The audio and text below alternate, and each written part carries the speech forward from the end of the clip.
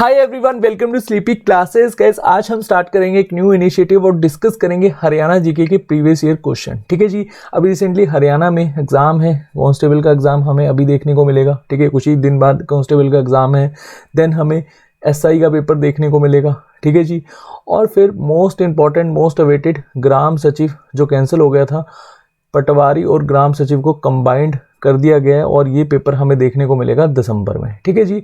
अब हरियाणा के द्वारा जितने भी पेपर कंडक्ट करवाए जाते हैं उसमें हरियाणा जीके की जो वेटेज है आप सब जानते हैं 20 से 25 क्वेश्चन पूछे जाते हैं। ठीक है जी। अगर हम ऑन एन एवरेज बात करें तो 22 क्वेश्चन तो कहीं नहीं गए, 22 क्वेश्चन तो आते ही आते हैं। ठीक है जी। एक दो क्वेश्चन ऊपर नीचे हो जाता है, तभी मैंने यहाँ पर बात करी 20 से 25 क्वेश्चन की। अब हरियाणा जीके को हम किस तरह से अच्छा कर सकते हैं डिटेल में तो हम डिस्कस करेंगे, 22 के 22 डिस्ट्रिक्ट कवर करेंगे। ठीक है जी। फिर हरियाणा का इतिहास यहाँ पर हम डिस्कस करेंगे, देन हरियाणा की राजनीति बोले तो पॉलिटी को अच्छे से समझेंगे, भूगोल को अच्छे से कवर करेंगे। उसके बाद हम अर्थशास्त्र जो बेसिकली इकोनॉमी में ज़्यादा नहीं पूछा जाता लेकिन बजट से रिलेटेड क्वेश्चन पूछे जाते हैं, और हरियाणा की जितनी भी स्कीम है, ठीक है जी, खट्टर साहब के द्वारा जितनी भी स्कीम चलाई गई हैं उनको हम डिस्कस करेंगे। अब इम्पॉर्टेंट क्या रहता है कि अगर आपने डिस्ट्रिक्ट कवर कर लिए तो यहाँ एक वेटेज रहता है कि हम इतिहास और जो भूगोल होता है उसको अच्छा कर लेते हैं। ठीक है, बट हमें यहाँ पर सेपरेटली भी डिस्कस करना होगा। आज हम समझेंगे प्रीवियस ईयर क्वेश्चन के बिहाफ पर कि हरियाणा में किस तरह से क्वेश्चन पूछे जाते हैं, और इन क्वेश्चन को अगर एग्जामिनर घुमा फिरा के पूछ ले, ठीक है, तो हम इन क्वेश्चन को किस तरह से अटेम्प्ट करेंगे। तो चलिए आज का सेशन स्टार्ट करते हैं। आज हम 10 क्वेश्चन डिस्कस करेंगे। पहला क्वेश्चन है हमारा, Razia Sultan defeated and assassinated इन। ठीक है जी। अब देखिए रजिया सुल्तान कौन थी, इसको किसके द्वारा हराया और मारा गया था और कहाँ पर। ठीक है जी। 4 ऑप्शन है हमारे पास। क्वेश्चन बेशक आपको यहाँ पर इंग्लिश में देखने को मिले लेकिन समझेंगे हम हिंदी में भी। ठीक है, तो कोई दिक्कत आए तो आप कमेंट सेक्शन में कमेंट करना। नेक्स्ट सेशन में हम बायलिंगुअल मतलब हिंदी और इंग्लिश में क्वेश्चन को डिस्कस करेंगे। चलिए, ए ऑप्शन है कैथल, बी है करनाल, सी है पानीपत एंड डी है कुरुक्षेत्र। ठीक है जी। रजिया सुल्तान को कहाँ मारा गया था? बहुत ही सिंपल सा इसका आंसर है कैथल। ठीक है जी। अब रजिया सुल्तान कौन थी, थोड़ा सा इसके बारे में जान लेते हैं। देखिए दिल्ली में दिल्ली सल्तनत की शुरुआत हुई थी। ठीक है जी। मैं यहाँ पर डीएस लिख रहा हूँ, दिल्ली सल्तनत ये स्टार्ट हुई थी 1206 में। ठीक है जी। अब दिल्ली सल्तनत में 5 वंश ने रूल करा, 5 डायनेस्टी ने रूल करा। सबसे पहले थे गुलाम वंश, ठीक है जी, उसके बाद खिलजी, देन तुगलक, ठीक है जी, फिर सैयद और लास्ट में लोदीस को हराकर मुगल आए थे। ठीक है जी। 1526 में पानीपत की पहली लड़ाई ये भी हरियाणा में हुई थी। ठीक है जी। अब देखिए दिल्ली सल्तनत का जो गुलाम वंश था, स्लेव डायनेस्टी, इसके पहले रूलर थे कुतुबुद्दीन ऐबक, और इन्होंने रूल करा था 1206 से लेकर 1210 तक। ठीक है जी। इसके बाद है इतुलतमिश, 1210 से लेकर 1236। ठीक है जी। अब इतुलतमिश के बाद रूलर बनी थी रजिया सुल्तान। ठीक है जी। ये पहली रूलर थी, मतलब पहली वुमेन रूलर थी। ठीक है जी। 1236 से लेकर 1240। ठीक है। अब इसके बारे में हम थोड़ा सा जान लेते हैं। जब ये रूलर बनी तो बहुत ज़्यादा इसका विरोध हुआ। इतुलतमिश ने आपको पता है टर्की से 40 काउंसिल की टीम मंगवाई थी। ठीक है जी। अब ये 40 काउंसिल की जो टीम थी ये भी मानने से इनकार कर रही थी रजिया सुल्तान को एज अ किंग। ठीक है जी। और ये 40 काउंसिल की टीम को हम चालीसा भी कहते हैं। ठीक है जी। 40 काउंसिल टीम तुर्का, ठीक है, ऐसे ही समझ लो 40 अब रजिया सुल्तान जो थी ये रूलर तो बन गई लेकिन इसको यहाँ पर दिक्कत क्या आ रही थी कि जगह जगह पर विरोध हो रहे थे। ठीक है। और इसके खिलाफ कौन कौन से विद्रोह हुए थे, और एक ही बहुत ही फेमस विद्रोह है जो लाहौर में हुआ था, और ये विद्रोह करा था कबीर खान ने। ठीक है जी। अब कबीर खान का जो विद्रोह था इसको शांत करवाने के लिए रजिया गई। ठीक है जी। रजिया ने बाद में कबीर खान का जो विद्रोह था जो लाहौर रीजन में ये हो रहा था इसको शांत कराया, और कबीर खान को नियुक्त किया मुल्तान का इक्तेदार। ठीक है जी। इक्तेदार ऑफ मुल्तान। ठीक है जी। अब इक्तेदार क्या होता है, ऐसे समझ लो कि इसको दीवान नियुक्त कर लिया। अब यहाँ का लॉ एंड ऑर्डर मतलब सारा का सारा जो मुल्तान है वो कबीर खान संभालेगा। ठीक है जी। टैक्स वसूली करके ये देगा। ठीक है जी। वहाँ पर लॉ एंड ऑर्डर ये संभालेगा, और एक स्टैंडिंग आर्मी की ये बेसिकली वहाँ पर देख रेख करेगा और उसको भी एक तरह से बनाए रखेगा, ठीक है, लॉ एंड ऑर्डर को, ऐसे समझ लो। तो पूरा का पूरा ये एरिया किसको दे दिया गया? कबीर खान को। दूसरा विद्रोह हुआ भटिंडा में, ठीक है जी। अब भटिंडा को उस समय तबरहिंडा भी कहा जाता था, ठीक है, हरियाणा की टेक्स्ट बुक में आपने देखा होगा तबरहिंडा, लेकिन हम भटिंडा यहाँ पर कंसिडर करेंगे, ठीक है जी। अब भटिंडा के गवर्नर थे अल्तुनिया। अब अल्तुनिया ने भी रजिया के अगेंस्ट रिवोल्ट कर दिया। जब रिवोल्ट करा तो यहाँ पर रजिया ने इस रिवोल्ट को भी शांत कर दिया, लेकिन रजिया अल्तुनिया से बहुत ज़्यादा इम्प्रेस्ड हो गई और इम्प्रेस्ड होने के साथ साथ रजिया ने शादी करा ली अल्तुनिया से, ठीक है जी। अब यहाँ पर इससे शादी करवाने के बाद ये दोनों दिल्ली की ओर आ रहे थे और दिल्ली की ओर आते हुए कैथल में 13 अक्टूबर 1240 रजिया सुल्तान को मार दिया गया था कुछ गुंडों ने, ठीक है जी। आपने गाना भी सुना होगा, रजिया गुंडों में फंस गई, ठीक है, वो गाना बिल्कुल सत्य है। अच्छा, यहाँ पर एक चीज़ आपको याद रखनी है, रजिया ने नियुक्त करा था एक पर्सन को अमीरे अखूर, ठीक है जी, या फिर आप इसको कमांडर भी कह सकते हो। हम लोग हरियाणा में इसको अमीरे अखूर पढ़ते हैं। और इस पर्सन का नाम है मलिक याकूत। अब ये एक हबशी था, या फिर आप इसको इंग्लिश में एब्सिनियन कह सकते हो, ठीक है जी, या हिंदी में इसको आप हबशी कह सकते हो, बात एक ही है, ठीक है जी। अब रजिया सुल्तान कौन थी और इसका मकबरा कहाँ था, मैं आपको एक बार दिखा देता हूँ। अगर आप कैथल से हैं तो डेफिनेटली आपने इसका मकबरा देखा होगा। ये मकबरा है रजिया सुल्तान का और ये रजिया सुल्तान की पिक्चर है, ठीक है जी। चलिए, सेकंड क्वेश्चन बहुत ही सिंपल सा है। Mobile application match and catch has been launched by the Haryana government to search for. Haryana government Manohar Lal Khattar ji ने कौन सी एप्लीकेशन को रिसेंटली लॉन्च किया है, ठीक है जी, और जिसका नाम है मैच एंड कैच, ठीक है जी। मोबाइल एप्लीकेशन तो डेफिनेटली आप समझते हैं। ये किसके लिए है? ए ऑप्शन है मिसिंग व्हीकल, बी है मिसिंग चाइल्ड, सी है मिसिंग डॉक्यूमेंट, कई बार हमारे डॉक्यूमेंट खो जाते हैं, ठीक है जी, डी है इनमें से कोई, नन ऑफ दिस। बहुत ही सिंपल सा क्वेश्चन है। मैच एंड कैच जो मोबाइल एप्लीकेशन है हरियाणा गवर्नमेंट ने लॉन्च की है मिसिंग व्हीकल को खोजने के लिए, ठीक है जी। जो वाहन हमारे खो जाते हैं उनको खोजने के लिए बेसिकली इस एप्लीकेशन को लॉन्च किया गया। चलिए नेक्स्ट क्वेश्चन डिस्कस करेंगे, इसको भी हम डिटेल में डिस्कस करेंगे, काफ़ी इंपॉर्टेंट है। Emperor Harshvardhan wrote the drama Ratnavali in language. Harshvardhan ji ने जो ड्रामा लिखा था रत्नावली, डेफिनेटली अगर आप हरियाणा से हैं तो आपको पता होगा हरियाणा डे 1 नवंबर को मनाया जाता है, ठीक है जी। और हमारे कुरुक्षेत्रा यूनिवर्सिटी में रत्नावली का प्रोग्राम होता है, ठीक है जी। अगर आप कुरुक्षेत्रा से हैं तो डेफिनेटली आपको पता होगा। और हरियाणा पंजाब से कब अलग हुआ था? 1966 में, ठीक है जी। डेट आगे पीछे हो जाती है रत्नावली प्रोग्राम की, लेकिन मनाया हरियाणा डे के पॉइंट ऑफ व्यू में जाता है, ठीक है जी। अब देखिए हर्षवर्धना ने जो रत्नावली का एक ड्रामा लिखा था, ये कौन सी लैंग्वेज में लिखा था? ए ऑप्शन है संस्कृत, बी है प्राकृत, सी है हिंदी और डी है इंग्लिश, ठीक है जी। अब इंग्लिश में तो खैर नहीं लिखा होगा। अब ये 3 ऑप्शन में से बताइए कौन सा सही है। चलिए, होपफुली अभी तक आपने सही उत्तर इसका चुना होगा। इसका सही आंसर है संस्कृत, ठीक है जी। अब हर्षवर्धन कौन थे, इनके बारे में हम थोड़ा सा डिस्कस करते हैं, ठीक है जी।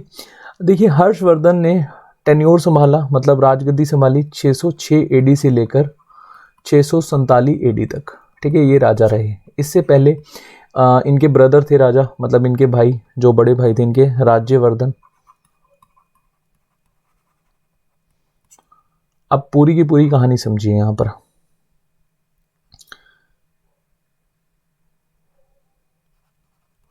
वर्धना डायनेस्टी, वर्धना वंश लिख लो या वर्धना डायनेस्टी, बात एक ही है। इनको पुष्य भूतिस भी कहा जाता था, या वर्धना भी आप कह सकते हो।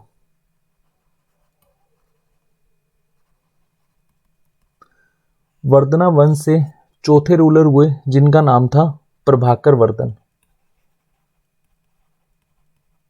ये एक शक्तिशाली रूलर थे, ठीक है जी, प्रभाकर वर्धन। अब प्रभाकर वर्धन ने एक टाइटल लिया था, ये क्वेश्चन पूछ लिया जाता है, टाइटल कौन सा लिया था? महाराजा धीराज का।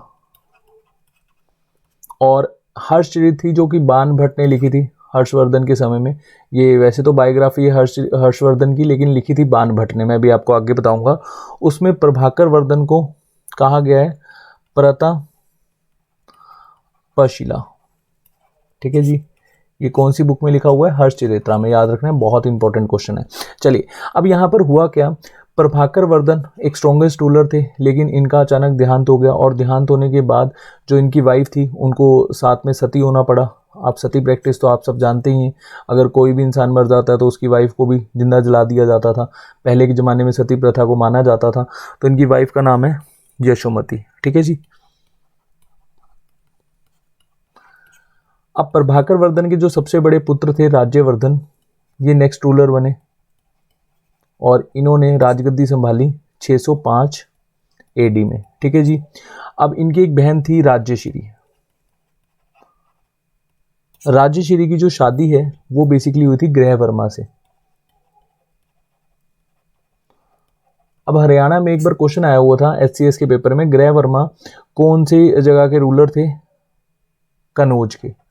ठीक है जी। और ये कौन से वंश से आते थे? मखोरी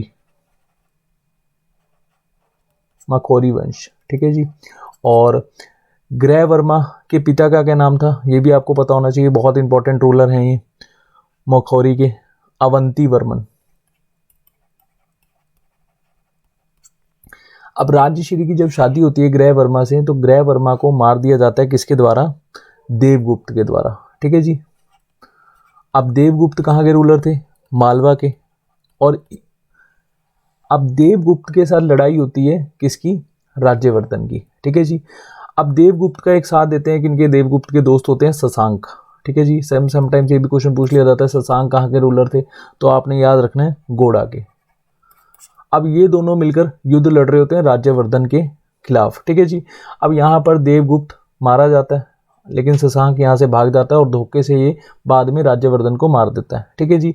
जब ये राज्यवर्धन को मार देता है तो बहुत ही कम उम्र में हर्षवर्धन के पास राजगद्दी चली जाती है, और हर्षवर्धन 619 में ये बदला खत्म कर देता है और 619 में शशांक को मार देता है। ठीक है जी। ये भी आपसे पूछा जा सकता है, याद रखना। अच्छा, अब यहाँ पर हम डिस्कस करेंगे जो इसकी बहन थी राज्यश्री, ये जंगलों में भाग गई थी। ठीक है, पहले इसको देवगुप्त ने कैप्चर कर लिया था, बाद में ये फॉरेस्ट में भाग गई थी, फिर हर्षवर्धन ने इसको खोजा, और देन राज्यश्री से एक क्वेश्चन पूछा जाता है कि इसने कौन से धर्म को अपनाया था? बुद्धिज्म को। ठीक है जी। अब यहाँ पर आपने याद रखना है कि हर्षवर्धन के समय में, मैं आपको एक बार पिक्चर के थ्रू बता देता हूँ कि कौन कौन से एरिया हर्षवर्धन ने कब्जा लिए थे। ये जो आपको डार्क साइड दिख रहा है, ये सारा का सारा हर्षवर्धन के अंडर था। ठीक है जी। और ये अपना रूल संभालते थे थानेसर से, और इनके समय में दूसरी कैपिटल थी इनकी कनौज। ठीक है, थानेसर आज का कुरुक्षेत्र, थानेसर आप एक ही बात है, कुछ भी यहाँ पर बोल सकते हैं, थानेसर कुरुक्षेत्र। ठीक है जी। अब देखिए, हर्षवर्धन के समय में पूरा का पूरा जो वर्धना अंपायर है वो एक तरह से अच्छे से स्प्रेड हो गया था, और नॉर्थ ईस्ट रीजन इन्होंने पूरा कब्जा लिया था। अब इनसे एक क्वेश्चन पूछा जाता है कि इनके समय में एक चाइनीज ट्रेवलर आए थे जिनका नाम था हुएंग त्सांग, और इन्होंने अपनी बुक सी यू की में हर्षवर्धन को फीशी लिखा है। फीशी का मतलब होता है वैश्य। अब आपको ये बात तो पता ही होगी कि चार एक तरह से धर्म हुआ करते थे, चार कास्टिज्म सिस्टम हुआ करते थे, ब्राह्मण, क्षत्रिय, वैश्य, शूद्र। तो हुएंग त्सांग ने सीयूकी में हर्षवर्धन को क्या लिखा है? वैश्य। ये क्वेश्चन भी पूछा जाता है, समटाइम्स वैश्य नहीं आता, यही आ जाता है फीशी। ठीक है जी। तो ये भी आपको याद रखना पड़ेगा। और हर्षवर्धन को साउथ में जाने से किसने रोका? चालुक्य डायनेस्टी के एक रूलर थे पुलाकेशिन सेकेंड। ठीक है जी। और हर्षवर्धन ने एक वल्लभी रूलर को हराया था, ये भी आपको याद रखना पड़ेगा, ये क्वेश्चन बहुत इंपॉर्टेंट है। वल्लभी रूलर जिसको हर्षवर्धन ने हराया था, ध्रुव सेना। चलिए, इंपॉर्टेंट क्वेश्चन तो हम यहाँ पर डिस्कस करना भूल ही गए। हर्षवर्धन ने एक तो रत्नावली को लिखा था, और कौन कौन से इन्होंने ड्रामा लिखा था? प्रियदर्शिका एंड साथ साथ नागनंदा। और इनके समय में एक पोएट हुआ करते थे बाण भट्ट। बाण भट्ट ने एक तो हर्षरित लिखी थी, जो बेसिकली बायोग्राफी थी किसकी, हर्षवर्धन की। एंड एक इन्होंने लिखी थी बाणभट्ट ने, कंदामबरी। चलिए, जितने क्वेश्चन हमने डिस्कस करे ये नोट डाउन कर लेने अपने, और इनमें से डायरेक्टली क्वेश्चन पूछे जाते हैं हमारे एग्जाम में। नेक्स्ट क्वेश्चन है हमारा, बीरबल का छत्ता is situated in which district. तो बीरबल का जो छत्ता है वो हमें कौन से डिस्ट्रिक्ट में देखने को मिलता है। ए ऑप्शन है महेंद्रगढ़, बी है रेवाड़ी, सी है फतेहाबाद, एंड डी है मेवात, या जिसको आज की डेट में हम नूह कहते हैं। इसका सही आंसर है महेंद्रगढ़। ठीक है जी, ये है बीरबल का छत्ता। अगर आपने देखा होगा तो डेफिनेटली इसका आंसर आप बहुत ईजिली कर पाएंगे। समटाइम डायरेक्टली क्वेश्चन पूछ लिया जाता है। अच्छा, इससे एक क्वेश्चन पूछा जाता है कि नवरत्नों में ये अकबर के शामिल थे, और ये पहले हिंदू थे जिन्होंने अकबर के द्वारा जो धर्म बनाया गया था दिन ए इलाही, इसको कबूला था, दिन ए इलाही। ठीक है जी, और इनका रियल नाम था महेश। नेक्स्ट क्वेश्चन है, centre of excellence to promote horticulture would be set up in all district of Haryana with cooperation. Haryana के सभी डिस्ट्रिक्ट, जितने भी डिस्ट्रिक्ट हैं 22 डिस्ट्रिक्ट, ठीक है, सभी में बागवानी को सेटअप करा जाएगा, मतलब बागवानी को बेसिकली लाया जाएगा कौन से देश के सहयोग से। ए ऑप्शन है इजराइल, बी है पोलैंड, सी है रशिया, डी है अमेरिका यूएसए। ठीक है जी, बहुत ही सिंपल है इसका आंसर, और इसका सही आंसर है इजराइल। बागवानी क्या होती है इस तरह से आप देख सकते हैं, और इसका सही आंसर है Israel. Next question, the famous annual Kapal Mochan Mela of fair. Kapal Mochan का जो मेला है वो बेसिकली कहाँ पर लगता है, कौन से डिस्ट्रिक्ट में लगता है। ए ऑप्शन है यमुनानगर, बी है अंबाला, सी है कुरुक्षेत्र, डी है करनाल। बहुत ही फेमस मेला है, ठीक है जी, और ये मेला लगता है यमुनानगर में। अगर आप गए हो तो ये खूबसूरत सा मेला रात को इस तरह से यहाँ देखने को मिलता है। ठीक है जी, 2020 में तो खैर कोविड-19 की वजह से लगा नहीं था। नेक्स्ट क्वेश्चन है, ये पॉलिटी से, राजनीति से। Article of the Indian constitution, ये कॉन्स्टिट्यूशन के यहाँ पर स्पेलिंग थोड़ी सी मिस्टेक हो गई। Constitution in which there is provision of the state public service commission. अब स्टेट पब्लिक सर्विस कमीशन क्या होता है, अभी रिसेंटली SCS का पेपर होना है। ठीक है जी, डेफिनेटली आपने सुना होगा UPSC, union public service commission, जो IAS लगते हैं। ठीक है जी, ऐसी ही स्टेट भी पेपर कंडक्ट करवाता है, और हमारे स्टेट जो कंडक्ट करवाता है इसको कहा जाता है SCS। ठीक है जी, तो स्टेट पब्लिक सर्विस कमीशन का जो अनुच्छेद है वो कौन सा है, 315, 324, 280 या फिर 76। ठीक है जी, तो इसका सही आंसर है 315। अब आपने याद रखनी है एक चीज, union public service commission UPSC और स्टेट PSC। ठीक है जी, मतलब स्टेट पब्लिक सर्विस कमीशन, इसका सारा का सारा जो ब्यौरा है ये आपको मिलेगा 315 से लेकर 323 अनुच्छेद में। अनुच्छेद को हम इंग्लिश में आर्टिकल कहते हैं। ठीक है जी, और 324 आर्टिकल ये बहुत ही इंपॉर्टेंट है, और ये इलेक्शन कमीशन ऑफ इंडिया। अगर आप इलेक्शन कमीशन ऑफ इंडिया के बारे में जानना चाहते हैं तो आप संविधान उठाइए, और संविधान का अनुच्छेद 324, इसमें सारा का सारा ब्यौरा है इलेक्शन कमीशन ऑफ इंडिया का। ठीक है जी, आर्टिकल 280 फाइनेंस कमीशन,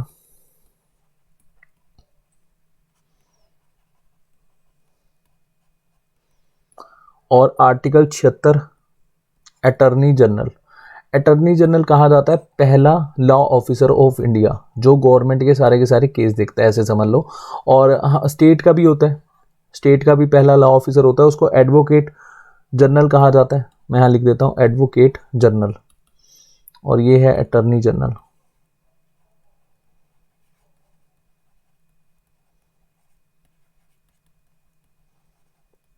इसका आर्टिकल है 76। ठीक है जी, एडवोकेट जनरल ऑफ इंडिया। ठीक है जी, इसका आर्टिकल है 165। बाकी जो इंपॉर्टेंट आर्टिकल्स हैं वो आपको याद होने चाहिए, जैसे समटाइम्स डायरेक्टली पूछ लिया जाता है national commission for SC 338, national commission for ST 338A, और एक कंट्रोलर एंड ऑडिटर जनरल, जो गवर्नमेंट के द्वारा जितने भी बेसिकली स्कीम्स होती हैं, ऐसे समझ लो जो हमारा पैसा है उसका रखवाला, जिसको मतलब एक ये पोस्ट है कंट्रोलर एंड ऑडिटर जनरल। ये आर्टिकल है 148, ठीक है जी।